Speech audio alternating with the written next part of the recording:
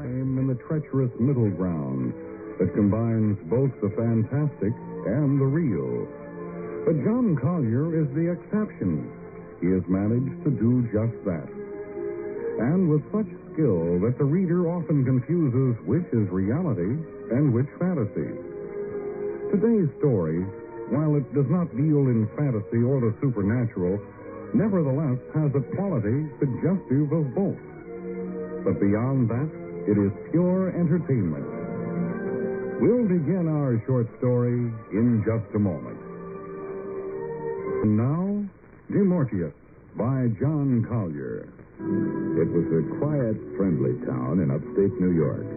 The kind of town where most folks call each other by their first names. And if they're friends, they call each other by nicknames. Dr. Rankin was a large and raw-boned man on whom the newest suit appeared at once outdated, like a suit in a photograph of 20 years ago. He had those large and clumsy hands which can be an asset to a doctor in a small upstate town. Everybody, even the youngsters, called Dr. Rankin Doc. They didn't mean any disrespect because everybody liked Doc Rankin. One of his best friends was Bud Wary, the real estate man. Who could ever imagine a thing like that about the Doc? Why, I've known him ever since he came to town 5, 6 years ago. A real nice fella. Big, quiet, easygoing. You might say he's close-mouthed. Minds his own business. But if anybody told me the Doc could do that, I'd say he was crazy. Anyway, nobody will ever know. Just me and Buck. And I wish we didn't know. But Buck won't tell. I just wish I could forget all about it. Forget the whole thing. Forget it ever happened. But you can't forget a thing like that. I just wish that Bud and I had never gone to his house that morning. All Bud and I wanted to do was to go fishing. Then we decided we ought to pick up the Doc and take him along. The day it happened, Doc Rankin was all alone in the house. On this particularly fine morning, he was down in the basement cementing a stretch of the cellar floor. Matter of fact, he was just putting the finishing touches on a very skillful job, using those big, raw-boned hands of his. With all the unflurried certainty of one who would never leave a sponge within or leave an unsightly scar without, he swept up a few crumbs of dirt, put them in the furnace, began to put his pick and shovel away. Just then, he jumped as if shot when he heard the kitchen door slam upstairs. He listened, heard the thud of heavy feet coming closer to the steps leading to the cellar. Hi, Doc. Anybody home? Hey, Doc. The fish are biting. I guess maybe he had to go out. Yeah, it looks that way. Anyhow, we can leave a note for him. Tell him we're going fishing in the creek. He can find us there. We could tell Irene. Oh, but she's not here. Now, I wonder where Irene is. You think she'd be around somewhere? Well, she sure ought to be around from the looks of the kitchen. You said it, Bud. Just look at that table. You could write your name on it. It sure is a mess. You know, it must get on the Doc's nerves sometimes. Neat as he is. Well, you know how Irene is. Never was exactly the little homemaker. Well, let's see if we can find something to write a note to Doc on. Hey, wait a minute, Buck. The cellar door's open, and there's a light down there. Hey, anybody down there? There sure is. What's the matter, Doc? You deaf or something? Didn't you hear us? Hello, boys. Come on down. Didn't you hear us yelling upstairs? Why, we made enough racket to wake the dead. Well, I was a little surprised, I guess. I guess maybe you heard what I said upstairs. About the kitchen? Well, I'm afraid it isn't very neat. Well, all the same, it's none of my business. I ought to keep my mouth shut. Irene's gone out, gone visiting. So, what are you doing down here in the cellar on a swell day like this? Burying one of your patients? There's been a little water seeping up through the floor. Water in the basement of this house? I sure don't know where it'd come from, Doc. Why, I figured it might be a spring that opened up or something. Hey, wait a minute. I sold you this place, remember? Don't tell me I'd sell a place to a friend that had a spring under the foundation. Oh, never mind those sales talk, Bud. You know, when the doc came here, he was a city slicker, remember? Fair game for anybody. No, wait, I'm serious, Buck. When the doc came here, he didn't know his way around. And I could have sold him a lot of places at a bigger profit. But no, sir. When he and Irene got married, I recommended this place, and I'd do it again. You can look it up on the map in my office. Oh, let's forget it, Bud. It's probably just the heavy rain. Well, anyway, I guess you got it fixed up, Doc. From the looks of that pick and shovel, you sure dug down deep enough. Right down into the clay, huh? Let me see that pick one. Yeah, that's clay, all right. No less than 4 feet down. Oh, no, just 18 inches. More like 4 feet. I can show you on the map. Map or no map, Bud. It couldn't be more than about 18 inches. Oh, let it go, you two. 4 feet or 18 inches, who cares? It's a swell day, and I want to get down to that creek for an hour or two while they're still biting. That's for me, too. Come on along, Doc. You can spare a couple of hours. No, not this morning, boys. I want to get this job finished. Oh, come on. A little sunshine will do you good. No, then I got to see a couple of patients. Look, Doc, live and let live. I'm sorry, fellas. I sure would like to go, but I just can't make it today. Well, if you're sure, I guess we better go ahead. We don't see you so much anymore, Doc. How's Irene? Irene? Oh, never better. She's just gone visiting in Albany. Took the 11 o'clock train. 11 o'clock train for Albany? Did I say Albany? I meant Watertown. She went to Watertown. Oh, I didn't know he had friends in Watertown. Well, Irene does. Mrs. Slater. She lived next door to Irene's folks here in town when she was a kid. Over on Sycamore Street. People named Slater next door to Irene on Sycamore Street? Not in this town.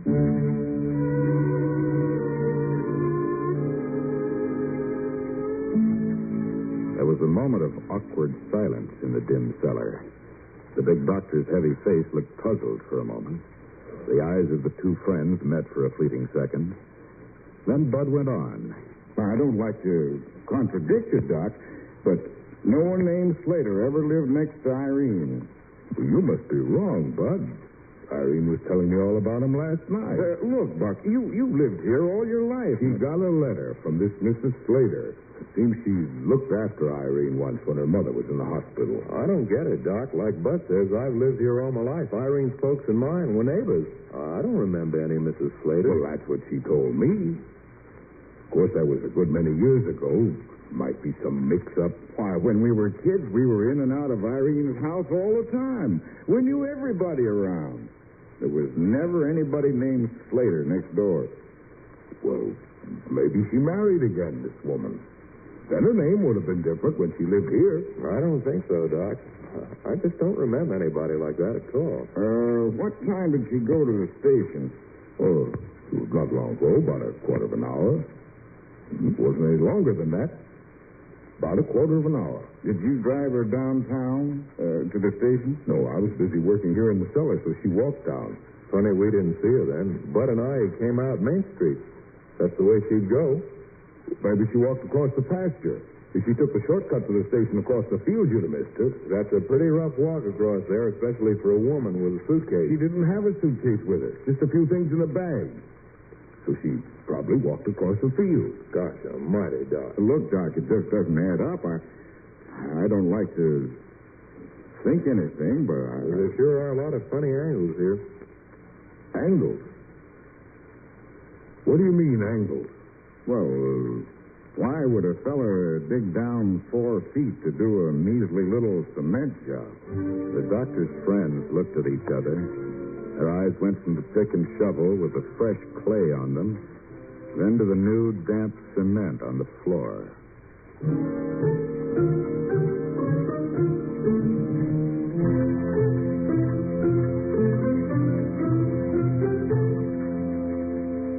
There's something funny about all this. Or maybe I'm going crazy. Did Irene make up that story to tell the doc? Or did Doc make up the story to tell us? I guess a man would get fed up after a while. But a fellow like that Doc, he never said anything. He never let on that he knew anything about Irene. But then I guess that would be his way. He'd keep his troubles to himself no matter what. But to do something like that in cold blood, good Lord. And then to sit there so calm as if nothing had happened. It's not human. But then who knows what the poor devil's been through.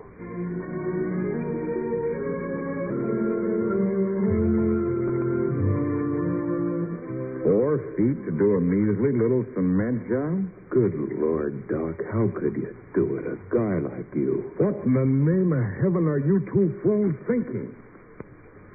What are you trying to say? Well, all that talk about a spring, I ought to have known right away it wasn't any spring. Well, let's take it easy here. I don't know what to say. Do you mean you actually think that I'd do something like that?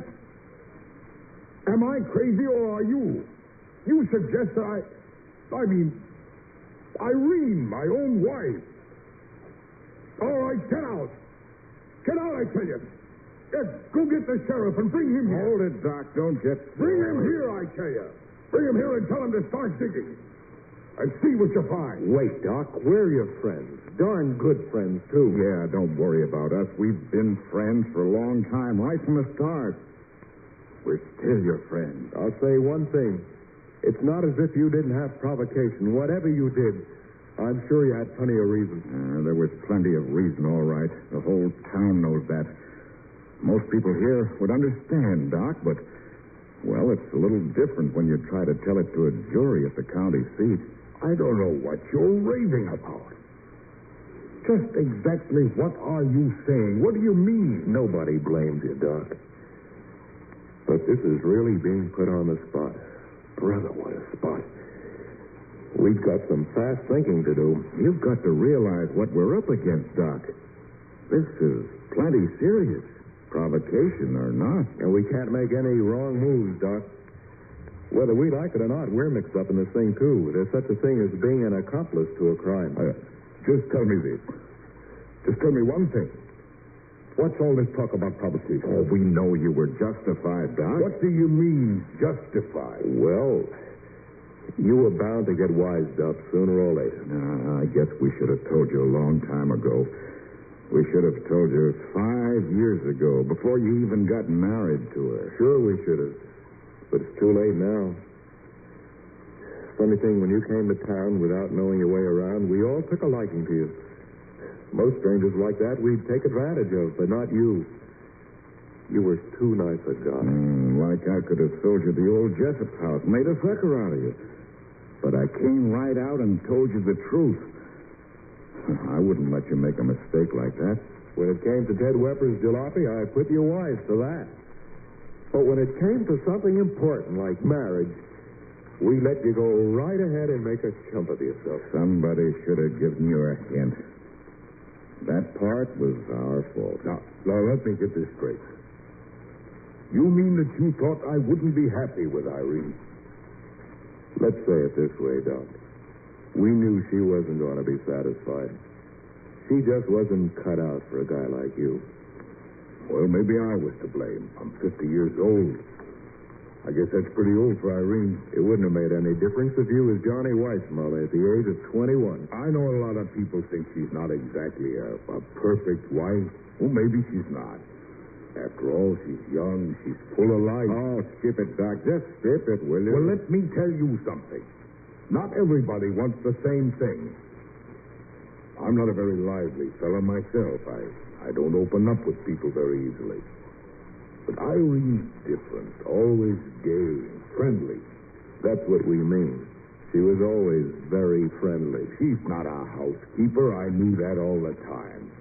But that's not the only thing a man wants. She's bright and lively. And I think she's enjoyed herself. You can say that all right. She sure did. Well, can't you see? That's what I love. Because I'm not that way myself. She's not very deep mentally. All right. Say she's stupid. I don't care.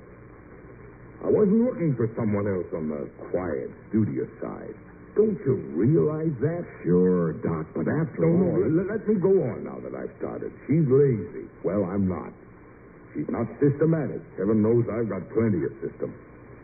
All I know is that she likes a good time. She enjoys herself. She gets fun out of life. I think it's beautiful. It's innocent, like a child. Yeah, sure, Doc. That part of it's fine. If that was all... If that was all. You seem to know there was more. Everybody knows it. That's what makes it worse now, when you find it out. We could have all told you. Any one of us could have told you. I feel plenty rotten about it now, Doc. You came to town a nice, honest, friendly guy. You made friends with most everybody. And what did we do? We just stood by and let you marry the town floozy. Nobody told you. Instead, everybody just laughed. That goes for you and me, too, Bud. Sure, it goes for all of us. A fine bunch of friends we turned out to be. It's a shame, Doc. A dirty, rotten shame. At first, I guess we figured you were just out for a good time, too. Then, well, I guess it was too late. Some of us did try to give you a break, Doc. Buck here can back me up on that. We went right to Irene and told her to watch her step. That's right, Doc. Why, I remember once.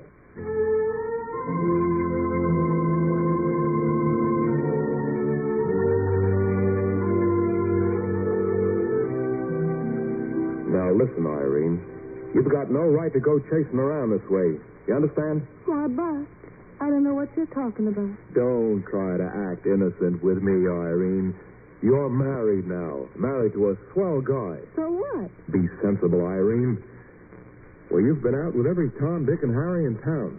After all, Buck, it's not a very big town. Oh, but that reminds me. I have to run over to Watertown to do some shopping. See you around back. All right, you little two-timing.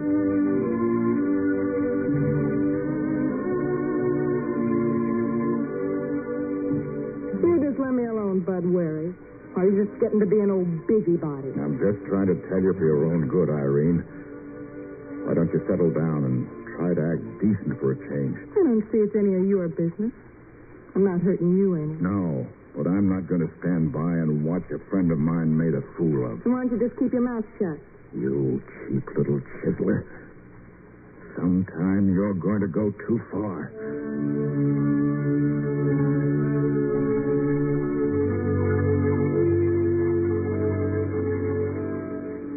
Yeah, we warned her, Doc. We told her to watch her step.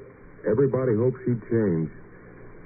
But it didn't do any good, though. Yeah, and I guess everybody got fed up after a while when it came to her going out with every truck driver and his brother. It was never us, Doc. Not after you came along, anyway. The town will be on your side. That won't mean much when the case moves up to trial in the county seat. That's enough, Buck. I don't want to hear any more. Okay, Doc. Now that you know for yourself, there's no use raking over the past. Our problem is what to do now. What can I do? Oh, I wish I knew what to do. But it's too late now. Everything's over and done now. Well, there's one thing I can tell you, Doc. I'm not going to turn you in. Now or never, I swear it. It's up to you, Bud. Don't be a fool, Buck. It's an ugly business to be mixed up in. But I'll take my chances. I'll never say a word. Now, look. When we came in the house, the street was empty, wasn't it? I guess so. I don't remember seeing anybody. Anyway, no one saw us come down in the cellar, I'm sure of that. Right. And as far as I'm concerned, we never came down in the cellar. You understand that, Doc? I wish you hadn't come down. I'd give anything in the world if you hadn't come down. Well, just in case somebody did see us, we'll admit we came to the house like we actually did to pick up Doc to go fishing. We came in the house, yelled upstairs, hung around for a minute or two, and then cleared out.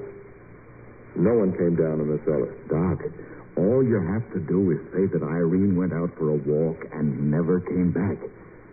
Everybody knows she was always gadding about. Then Bud and I can swear we saw her heading out of town with a fella in say a Buick sedan. Everybody will believe that, too. Sounds just like Irene. Yeah, this will work out all right. After all, Doc, we can fix the whole thing.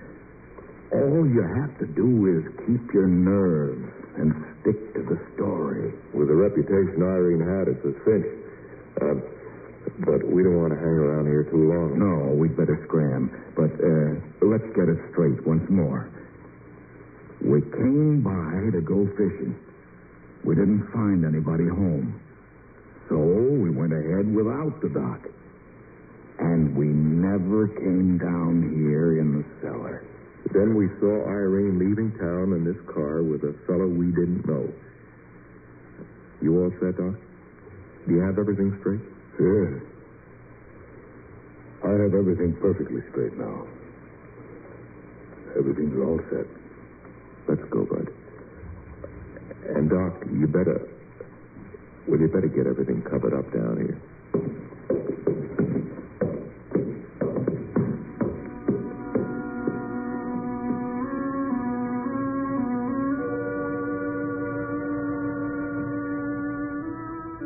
Left alone, the doctor sat down on an empty box, holding his head with both hands. He was still sitting like that when he heard the slamming of the kitchen door upstairs again. This time, he wasn't startled. He listened as the door closed. Then there was the click of high-heeled shoes coming closer to the stairs to the cellar.